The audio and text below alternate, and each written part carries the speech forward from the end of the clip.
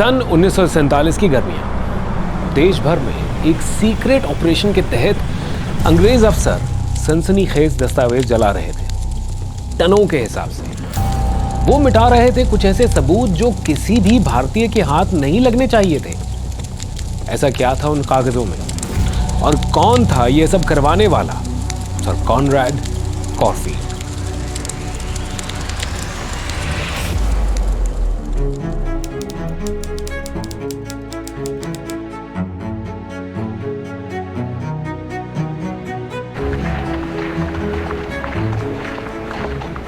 Conrad कॉरफील्ड अगर वो अपने मंसूबों में कामयाब हो जाता तो भारत का नक्शा कुछ और ही होता।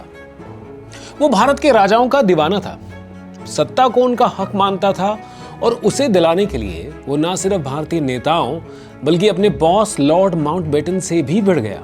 उसे चिंता ब्रिटिश सरकार की ही नहीं बल्कि राजाओं की भी थी कि उनकी गद्दी ना छिन जाए, कि सैकड़ों रियासतों की तिजोरियों में बंद दस्तावेज कहीं भारतीय नेताओं के हाथ ना लग जाएं।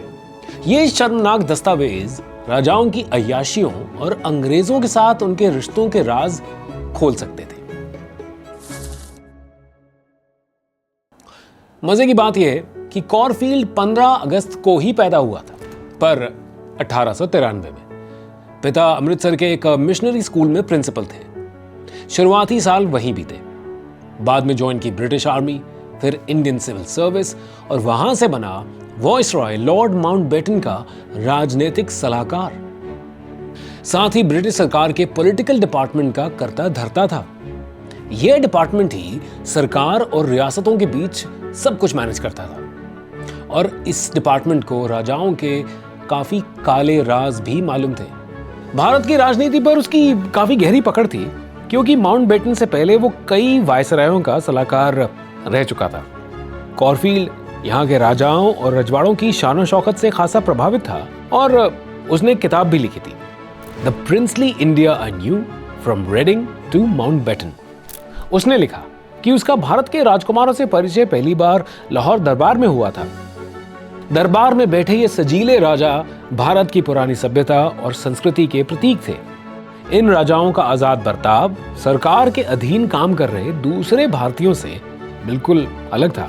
उन दिनों भारत में शासन दो तरह से चलता था, प्रांत जिन्हें अंग्रेज अफसर चलाते थे, और रियासतें जिनकी बागडोर उन राजाओं के हाथ में थी जिनकी अंग्रेजों के साथ संधि थी, जिसे पैरामाउंसी कहा जाता था।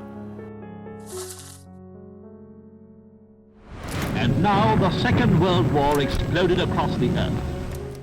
दूसरे विश्व युद्ध के बाद जब ब्रिटिश प्रधानमंत्री रिचर्ड क्लेमेंट एटली ने भारत को आजादी देने का फैसला किया, तो ट्रांसफर ऑफ पावर की बात आगे बढ़ी।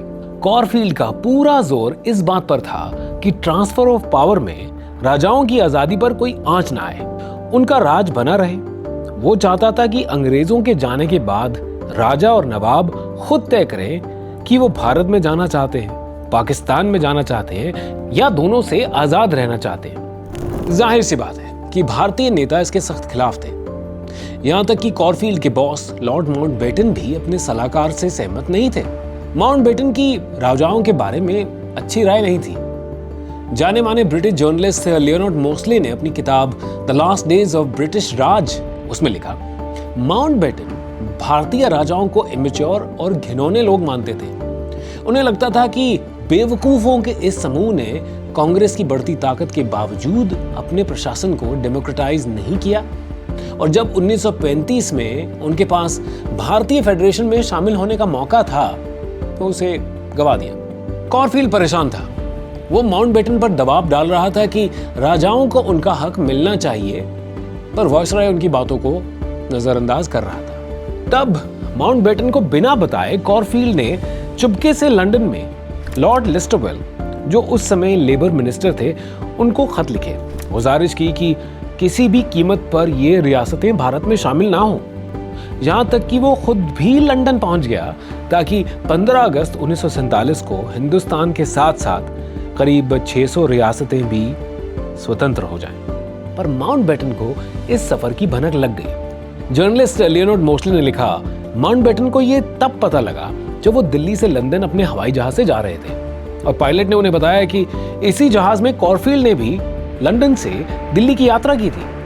उस फ्लाइट में माउंटबेटन के साथ सेक्रेटरी भारत सरकार वीपी मेनन भी थे और उसने मेनन को बताया, तुम्हें पता है उस सन ऑफ अ बिच कॉरफील्ड ने क्या किया? वो मुझे बिना बताए लंदन खिसक गया। पता नहीं वो वहां क्या करके आया है। यह साफ था कि कॉरफील्ड भारतीय नेताओं के लिए माइनफील्ड बिछा रहा था। वो सिर्फ यहां नहीं रुका, उसने राजाओं की निजी जिंदगियों से जुड़े सारे शर्मनाक दस्तावेजों को जलाने का आदेश दे दिया। यह एक बहुत ही खास घटना थी क्योंकि इस आदेश के बाद अंग्रेजों और राजाओं के बीच जो भी कुछ हुआ उसका कोई रिकॉर्ड नहीं बचता।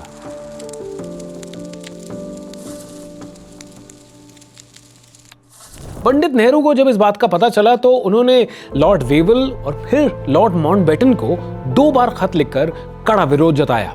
कहा कि कॉरफील्ड की यह कार्रवाई तुरंत बंद हो और सारे दस्तावेज दिल्ली के इंपीरियल रिकॉर्ड्स में जमा कराए जाएं।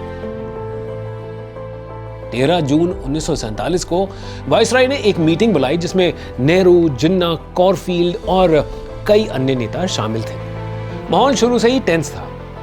मीटिंग शुरू होते ही नेहरू का गुस्सा फूट पड़ा। कॉरफील्ड और उनका पॉलिटिकल डिपार्टमेंट करप्ट है और फाइलों को जलाने के मामले की अदालती जांच होनी चाहिए।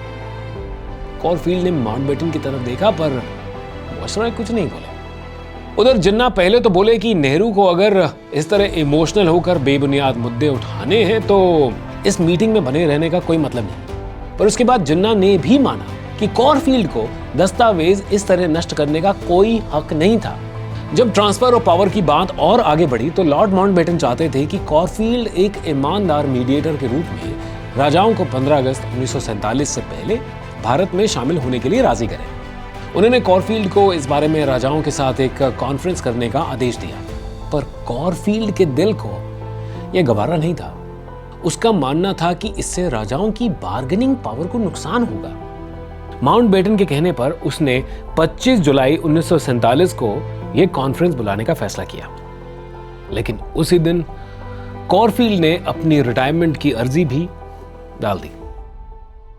माउंटबेटन ने बिना कुछ कहे उसकी मांग को मंजूर कर लिया और इस तरह कॉरफील्ड के पॉलिटिकल डिपार्टमेंट में 22 साल के सफर का अंत हो गया।